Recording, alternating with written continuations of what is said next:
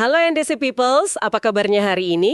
Halo semua. Kita mau langsung bahas sesuatu yang rasanya relevan banget buat kita semua ya. Soal keberanian. Lebih spesifik lagi, kita mau bedah materi Revive dari NDC tanggal 23 Desember 2025. Judulnya, Hiduplah dengan Berani. Fokusnya ke kisah Nehemia kan? Betul. Gimana caranya kita bisa hidup berani kayak dia? Apalagi pas, ya tahu sendirilah sofa dan zona nyaman itu rasanya lebih menggoda. Benar. Dan ini bukan cuma cerita lama loh. Sumber ini ngajak kita lihat konflik batin yang sangat modern. Konflik antara apa itu? Antara panggilan buat ngelakuin sesuatu yang besar, sama tarikan gravitasi kenyamanan. Jadi, misi kita hari ini, kita mau gali gimana cerita Nehemia ini bisa jadi cermin dan panduan praktis buat Anda. Oke, mari kita mulai dari kontras yang paling tajam. Nehemia ini kan posisinya udah enak banget ya. Banget. Juru minum raja. Tinggal di istana, aman, terjamin. Tiba-tiba dia milih pulang dan pimpin proyek pembangunan tembok Yerusalem. Proyek yang penuh ancaman pembunuhan loh. Nah itu dia. Ini langsung jadi tamparan buat kita kan. Pertanyaannya jadi, jangan-jangan zona nyaman yang kita kejar-kejar ini justru yang diam-diam membunuh keberanian kita. Sumber ini menekankan sebuah prinsip yang mungkin nggak nyaman tapi benar adanya. Pertumbuhan karakter itu butuh konfrontasi. Maksudnya gimana? Di sana dibilang, kehormatan didapat lewat ujian, medali didapat lewat peperangan. Masuk akal. Artinya, kalau kita terus-terusan milih jalan yang paling aman, yang paling gampang, otot keberanian kita nggak akan pernah terbentuk. Terobosan besar dalam hidup itu jarang banget terjadi di dalam gelembung kenyamanan. Oke, jadi awalnya ancaman musuh Nehemia itu kan kelihatan jelas ya. Pakai senjata, intimidasi gitu. Tapi sumber ini menyoroti satu momen di mana taktiknya berubah. Jadi lebih licik. Jauh lebih licik. Bukan lagi serangan fisik, tapi psikologis. Mereka kirim nabi palsu, semaya, yang datang dengan nasihat yang kedengarannya... Sangat rohani, sangat penuh kepedulian. Nah, kenapa taktik kayak gini jauh lebih bahaya? Karena ini nyerang dari dalam.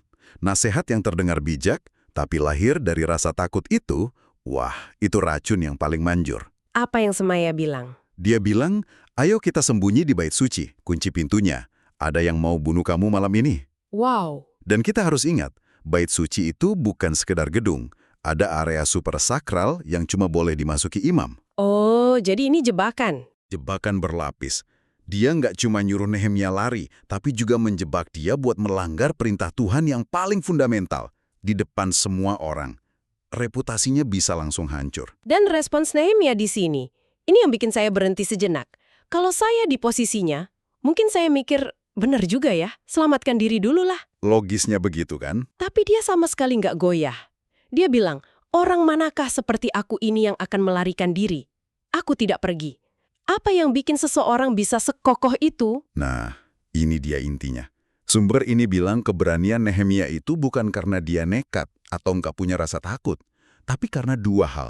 Oke, yang pertama? Pertama, identitasnya sangat jelas. Dia tahu dia bukan sekedar manajer proyek. Dia itu utusan Tuhan dengan visi ilahi. Jadi pertanyaannya bukan gimana cara selamat? Bukan, tapi pantaskah orang dengan panggilan seperti ini melarikan diri? Jadi poinnya bukan cuma jangan takut gitu ya, itu kan gampang diomongin. Poin utamanya, rasa takut itu kehilangan kuasanya saat identitas kita lebih kuat dari rasa takut itu sendiri. Tepat. Menarik. Biasanya kita coba lawan takut pakai motivasi atau logika, tapi di sini kuncinya justru identitas. Apa yang kedua? Yang kedua, dia hidup di bawah otoritas firman Tuhan, bukan otoritas perasaannya. Maksudnya? Karena dia kenal isi hati Tuhan, dia bisa langsung deteksi kalau nasihat semaya itu, meskipun terdengar logis, sebenarnya bertentangan dengan prinsip Tuhan. Dia tahu itu jebakan. Keberaniannya lahir dari keyakinan yang berakar. Berakar pada siapa dirinya dan siapa Tuhannya. Betul sekali. Lalu, apa artinya ini semua buat Anda yang lagi dengerin? Sumber ini pakai analogi yang kuat banget menyebut kita prajurit Kristus. Ya, seorang prajurit itu kan nggak seharusnya mendambakan kenyamanan istana saat ada pertempuran yang harus dimenangkan. Atau tembok yang harus dibangun dalam hidup kita, keluarga kita, atau komunitas kita. Ini mengangkat sebuah pertanyaan penting. Gimana caranya hidup berani seperti Nehemia? Materi ini kasih 3 kunci praktis. Apa aja itu? Pertama, sadari bahwa zona nyaman itu bisa jadi penjara. Kedua, kenali dan pegang teguh jati diri Anda di dalam Tuhan. Dan yang ketiga, Jadikan firman Tuhan sebagai otoritas tertinggi dalam pengambilan keputusan, bukan rasa takut. jadi pelajaran utamanya adalah keberanian sejati itu bukan berarti nggak ada rasa takut sama sekali ya. Bukan. Tapi itu sebuah keputusan sadar untuk nggak membiarkan rasa takut mendikte langkah kita. Karena identitas dan panggilan kita di dalam Tuhan itu jauh lebih besar dari ancaman apapun. Nah, sebagai refleksi untuk Anda bahwa hari ini, Coba tanyakan pada diri sendiri. Haruskah seorang prajurit Kristus seperti Anda melarikan diri dari tantangan, rintangan, dan pergumulan hidup saat ini? pertanyaan yang bagus. Apa tembok yang Tuhan panggil untuk Anda bangun yang mungkin menuntut Anda keluar dari zona nyaman Anda? Untuk terus bertumbuh bersama dalam perjalanan ini, kami ngajak Anda untuk gabung dalam Core NDC. Ya, Untuk info lebih lanjut, gampang kok. Silakan unduh aplikasi NDC yang tersedia di Google Store. langsung dicari aja. Sampai jumpa!